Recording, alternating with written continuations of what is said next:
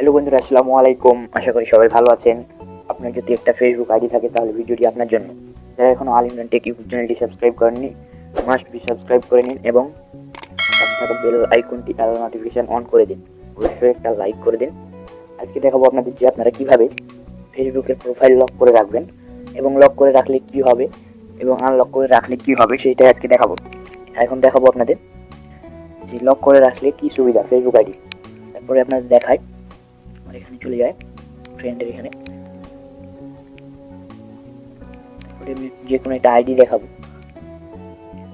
আব্দুল্লাহ তাসফিয়া, এই যে আইডিটা দেখছেন এখানে ঢুকলাম। এই যে দেখতে পাচ্ছেন যে আইডিটা লক করা নাই, তার জন্য আমি তার পোস্টগুলা সব দেখতে পাচ্ছি। ইনি আমার ফেসবুক ফ্রেন্ড না, তবুও এনার প্রোফাইলে সব পিক দেখতে পাচ্ছি, পোস্ট দেখতে পাচ্ছেন আপনারা। তো আপনারা যদি ফেসবুক আইডি লক করে রাখেন তাহলে এগুলো কেউ দেখতে পাবে না। আপনার ফ্রেন্ডরাই জাস্ট আপনার প্রোফাইলটা দেখতে পাবে, পোস্টগুলো দেখতে পাবে, সবই দেখতে পাবে। বাট লক করা থাকলে কেউ আপনার পোস্ট বা আপনার প্রোফাইলে ঢুকে চেক করতে পারবে না যে আপনি কি পোস্ট করেছেন না করেছেন, শুধু ফ্রেন্ডরাই পারবে। লক করা থাকলে আপনার সুবিধা হচ্ছে যে আপনার ফ্রেন্ড বাড়ি কেউ দেখতে পাবে না। কীভাবে ফেসবুক আইডি লক করে রাখবেন সেই জন্য দেখাবো এখন। তো আপনারা সিম্পলি প্রোফাইলে যান, এখানে ক্লিক করুন। এখানে ক্লিক করার পর প্রোফাইল চলে আসুন। তারপরে এখানে দেখতে পাচ্ছেন 3 ডট, এইখানে ক্লিক দিন। ক্লিক দেওয়ার পরে আপনারা এখানে চলে আসুন।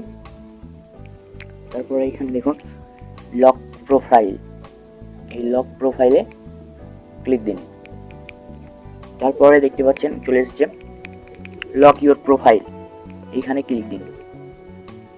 তারপরে দেখুন এখানে চলে এসেছে your locate your profile, only your friend can see the photo post and story on your profile.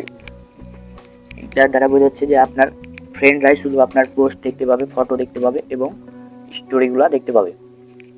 তারপরে এখানে ওকেতে ক্লিক করুন। ওকেতে ক্লিক করলেই আপনার প্রোফাইল লক হয়ে গেল। তো আশা করি আপনারা অবশ্যই বুঝতে পেরেছেন যে কীভাবে প্রোফাইল লক করতে হবে। Thank you everyone.